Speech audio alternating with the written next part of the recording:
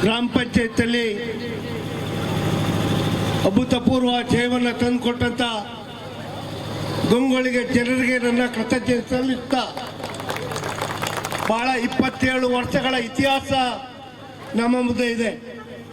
ಜನತಾದಳ ಮತ್ತು ಭಾರತೀಯ ಜನತಾ ಪಾರ್ಟಿ 27 ವರ್ಷಗಳ ಕಾಲ ಇಲ್ಲಿ ಅಧಿಕಾರವನ್ನು ಚಲಾಯಿಸಿದೆ. ಮೊದಲ ಬಾರಿಗೆ ನಾನು ಈ ಕ್ಷೇತ್ರಕ್ಕೆ ಬೈಂದೂರು ಕ್ಷೇತ್ರ ಸೇರಿದ ಮೇಲೆ ನಾನು ಮತ್ತು ರಾಜು ದೇವಡಿಗಳ ನೇತೃತ್ವದಲ್ಲಿ ಅನೇಕ ಚುನಾವಣೆಗಳನ್ನು ಎದುರಿಸಿದ್ದೇವೆ. ಆದರೆ ಇಲ್ಲಿಯ ಮತದಾರರ ಒಗ್ಗಟ್ಟು ಮಾಡ್ತಕ್ಕಂಥದ್ದಲ್ಲಿ ನಾವು ಸೋಲನ್ನು ಕಂಡಿದ್ದೇವೆ. ಆದರೆ ಈ ಬಾರಿ ಸ್ವತಃ ಹರೀಶ್ ಕೊಟ್ಪನ್ನ 3 ತಿಂಗಳ ಮುಂಚೆ ಹರೀಶ್ ತೋಳನ್ನ ಇನ್ಚಾರ್ಜ್ ಹಾಕಿ ಇಲ್ಲಿ ಸಂಘಟನೆ ಮಾಡಲಿಕ್ಕೆ ಅವರನ್ನು ಕಳಿಸಿಕೊಟ್ಟೆ. ಆ ಸಂಘಟನೆ ಫಲವಾಗಿ ನನಗೆ ಚುನಾವಣೆ ಘೋಷಣೆ ಆದ ತಕ್ಷಣ ಇಲ್ಲಿಯ ಮುಖಂಡರು ಫೋನ್ ಮಾಡಿ ಹೇಳಿದರು, ಈ ಬಾರಿ ಸಮಾನ ಮನಸ್ಕರ ಒಕ್ಕೂಟವನ್ನು ನಿರ್ಮಿಸಿ ತಾವು ಚುನಾವಣೆಗೆ ಹೋಗ್ಬೇಕನ್ನುವ ದಟ್ಟ ನಿಲುವನ್ನು ನನಗೆ ಸಂದೇಶ ಕೊಡ್ತಕ್ಕಂಥ ಕೆಲಸವನ್ನು ಮಾಡಿದರು.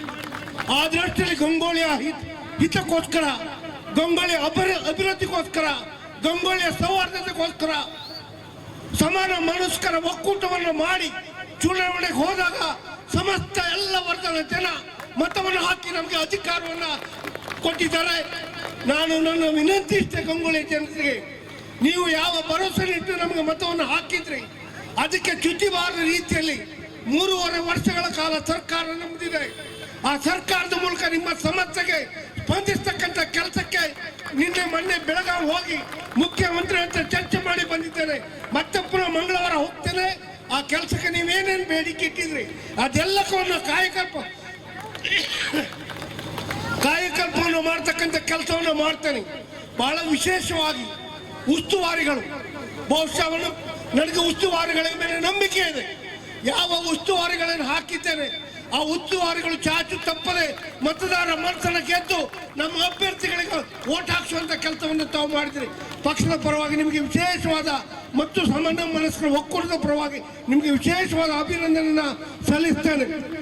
ನಾನು ಇಲ್ಲಿ ಒಕ್ಕೂಟ ಮಾಡ್ತಕ್ಕಂಥ ಸಂದರ್ಭದಲ್ಲಿ ಕೆಲವರಿಗೆ ನೋವಾಗಿರ್ಬೋದು, ಆದ್ರೆ ಹೋದ ಸರಿ ಸೋಲ್ಕಂಡ ಆ ನೋವಿಂದ ನಿಮ್ಮ ಮಾತಿಗೆ ನಾವು ಬೆಲೆ ಕೊಡದೇ ಇರ್ಬೋದು. ಆದ್ರೆ ಪಕ್ಷ ತೀರ್ಮಾನ ತಕ್ಕೊಳ್ಳುವಾಗ ಕೊನೆ ಗಳಿಗೆಯಲ್ಲಿ ಎಲ್ಲ ಸಮಾನ ಮನಸ್ಕರ ಒಟ್ಟಿಗೆ ಕೈ ಜೋಡಿಸಿದ್ರಿ. ಪಕ್ಷ ಇಲ್ಲಿ ಅಧಿಕಾರ ಬೇಕು, ನಮ್ಮ ಸ್ವಂತ ಆಸೆಯನ್ನು ಬದಿಗೊತ್ತಿ ಅಭ್ಯರ್ಥಿಗಳಿಗೆ ಬೆಂಬಲ ಕೊಡ್ತಕ್ಕಂಥ ಕೆಲಸವನ್ನು ಗಂಗೊಳ್ಳಿ ಜನತಾ ನೀವೇನು ಮಾಡಿದ್ರಿ ಅದರ ಫಲವಾಗಿ ಇವತ್ತು ಜಯನ ನಮಗೆ ಸಿಕ್ಕಿದೆ. ವಿಶೇಷವಾಗಿ ಅದಕ್ಕೆ ತಮ್ಗೆ ಅಭಿನಂದನೆ ಸಲ್ಲಿಸ್ತೇನೆ. ಮಾನ್ಯ ಬ್ಲಾಕ್ ಕಾಂಗ್ರೆಸ್ನ ಅಧ್ಯಕ್ಷರು ಪ್ರದೀಪ್ ಕುಮಾರ್ ಶೆಟ್ಟರು, ಅರವಿಂದ್ ಪೂಜಾರಿ ಇಬ್ಬರಿಗೆ ಉಸ್ತುವಾರಿ ಹಾಕಿ ಅಂತ ಹೇಳಿದ್ದೇನೆ. ಅವರು ಇಲ್ಲಿಯ ಮತದಾರರ ಮನಸ್ಸನ್ನು ಗೆಲ್ಲಲಿಕ್ಕೋಸ್ಕರ ಅನೇಕ ಮುಖಂಡರು ನಿಸ್ವಾರ್ಥ ಸೇವೆ ಮಾಡುವಂತ ಯುವಕರ ತಂಡವನ್ನು ರಚನೆ ಮಾಡಿ ಉಸ್ತುವಾರಿ ಹಾಕಿದ್ದಾರೆ. ಅಭ್ಯರ್ಥಿಗಳ ಆಯ್ಕೆ ಮಾಡತಕ್ಕಂಥ ಸಂದರ್ಭದಲ್ಲಿ ಇಲ್ಲಿ ದೇವೇಂದ್ರ, ಸುರೇಂದ್ರ ಕಾರ್ವಿ, ಇಲ್ಲಿ ಎಲ್ಲ ಮುಖಂಡರುಗಳು, ವಿಶೇಷವಾಗಿ ದೇವೇಂದ್ರ ಮತ್ತು ಜಯೇಂದ್ರ ಇವತ್ತು ವಿಶೇಷವಾಗಿ ಇಲ್ಲಿ ಕ್ಯಾಂಡಿಡೇಟ್ ಮಾಡ್ತಕ್ಕಂಥ ಸಂದರ್ಭದಲ್ಲಿ ಹಗಲು ರಾತ್ರಿಯಿಂದ ನನ್ನ ಒಟ್ಟಿಗೆ ಬಲಕ್ಕೆ ನನ್ನ ಕೈ ಬಲಪಡಿಸ್ತಕ್ಕಂಥ ಕೆಲಸಕ್ಕೆ ಅವರು ತೋರಿಸ್ಕೊಂಡಿದ್ರು. ಮತ್ತೆ ಸುರೇಂದ್ರ ಕಾರಿ ಬಂದು, ರಾಮದಾಸ್ ಕಾರಿ ಮತ್ತೆ ಉಳಿದವರೆಲ್ಲ ಬಂದು ಬಹುಶಃ ಪಕ್ಷಕ್ಕೋಸ್ಕರ ತಮ್ಮನ್ನು ತೊಡಸ್ಕೊಂಡು, ಉದಾಹರಣೆ ಕಂಡ್ಲೂರಿಂದ ಅನೇಕ ಮುಖಂಡರುಗಳು, ವಣಸೆಯಿಂದ ಮತ್ತು ಬೈಂದೂರಿಂದ, ಕಾಲ್ತೋಡಿಂದ ಎಲ್ಲ ಬಂದು ತೊಡಸ್ಕೊಂಡಿದ್ದಾರೆ. ಆ ಕೆಲಸವನ್ನು ಯಶಸ್ವಿ ಕಂಡಿದ್ದಾರೆ. ನಾನು ಒಂದು ಮಾತನ್ನು ಭರವಸೆ ಕೊಡ್ತೇನೆ, ಎಲ್ಲ ವರ್ಗದ ಜನ ಓಟ್ ಹಾಕಿದ್ದಾರೆ. ವ್ಯಾಪಾರಸ್ಥರು ಮೊದಲ ಬಾರಿಗೆ ಇಲ್ಲಿ ಓಟನ್ನು ಪರವಾಗಿ ಮಾಡಿದ್ದಾರೆ. ಆ ವ್ಯಾಪಾರಸ್ಥರ ಅವರನ್ನು ವಿಶ್ವಾಸ ತಕ್ಕೊಂಡು, ಇಲ್ಲಿಯ ಮೀನುಗಾರರು ವಿಶ್ವಾಸ ತಕ್ಕೊಂಡು, ಎಲ್ಲ ವರ್ಗದ ಜನರು ವಿಶ್ವಾಸ ತಕ್ಕೊಂಡು, ಅಲ್ಪಸಂಖ್ಯಾತರಿಗೆ ಯಾವ ನೋವು ಆಗದ ರೀತಿಯಲ್ಲಿ ಸಮಾನ ಮನಸ್ಕರ ಒಟ್ಟಿಗೆ ಆಡಳಿತವನ್ನು ಚಲಾಯಿಸ್ತೇನೆ. ನಿಮಗೆ ಸರ್ಕಾರದ ಮೂಲಕ ವಿಶೇಷವಾದ ಮನೆ ತರುವಂಥ ಕೆಲಸ ಚಾಲನೆ ಕೊಡ್ತೇನೆ, ಮನೆಯನ್ನು ತಂದುಕೊಡುವ ಕೆಲಸ ಮಾಡ್ತೇನೆ. ಮತ್ತೆ ವಿಶೇಷವಾಗಿ ದಡಿತಲಲ್ಲಿ ಇರ್ತಕ್ಕಂಥ ಪಂಜುರ್ಲಿ ಗಡಿಯರ ನಮ್ಮ ಸಮಸ್ಯೆ, ಆ ಸಮಸ್ಯೆಗೆ ಪರಿಹಾರವನ್ನ ತಂದುಕೊಡುವ ಕೆಲಸ ಮಾಡೇ ಮಾಡ್ತಾರೆ. ವಿಶ್ವಾಸ ಇಟ್ಕೊಳ್ಳಿ. ಏನು ಗರಡಿಗೆ ಅನುದಾನ ಕೇಳಿದ್ರಿ, ಇವಾಗಲೇ ಮಂತ್ರಿಗಳ ಹತ್ರ ಮಾತಾಡಿದರೆ 10 ಲಕ್ಷ ಅನುದಾನವನ್ನ ಗರಡಿಗೆ ತಂದು ಕೊಡುವಂತ ಕೆಲಸವನ್ನ ಮಾಡ್ತೇನೆ. ತಾವು ಅನುಮಾನ ಬೇಡ. ಮೀನುಗಾರರಿಗೆ ಇವತ್ತು ಉಡುಪಿಗೆ ಹೋಗಿ ಮೀನುಗಾರಿಕೆ ಇಲಾಖೆ ಹತ್ರ ಚರ್ಚೆ ಮಾಡಿದ್ದೇನೆ. ಗಂಗೊಳ್ಳಿಯ ಎರಡನೇ ಹಂತದ ಕಾಮಗಾರಿಗೆ ಎಸ್ಟಿಮೇಟ್ ಮಾಡಬೇಕಂತ ಹೇಳಿ ಪುನಃ CWPRS ಇವತ್ತು ಮಾತಾಡಿದ್ದಾನೆ. ಮಾಲಿಂಗ್ ನಾಯ್ಕ್ ಅವರಿಗೆ ಮಾತಾಡಿ ತಕ್ಷಣ ಇಲ್ಲಿ ಬಂದು ಎಸ್ಟಿಮೇಟ್ ಮಾಡಿ ಕಳಿಸ್ಬೇಕಂತ ಹೇಳಿದ್ದಾರೆ. ನನ್ನ ಗುರಿ ಇಷ್ಟೇ, ಗಂಗೋಳಿಯ ಏನು ಬಂದರು 100 ಕೋಟಿ ಖರ್ಚು ಮಾಡಿ ಕೆಲಸ ಮಾಡಿದ್ದೇವೆ. ಮತ್ತೆ 22 ಲಕ್ಷ ಕೋಟಿಯ ಟೆಂಡರ್ ಈಗ ಇನ್ನು ಒಂದು 10 ದಿನದ ಕ್ಲಿಯರೆನ್ಸ್ ಬರುತ್ತೆ. ಅದು ಟೆಂಡರ್ ಮಾಡಿ ನಿಮಗೆ ನ್ಯಾಯ ಕೊಡಿಸುವಂತ ಕೆಲಸವನ್ನ ಮಾಡ್ತಾರೆ. ವಿಶ್ವಾಸ ಇಟ್ಕೊಳ್ಳಿ.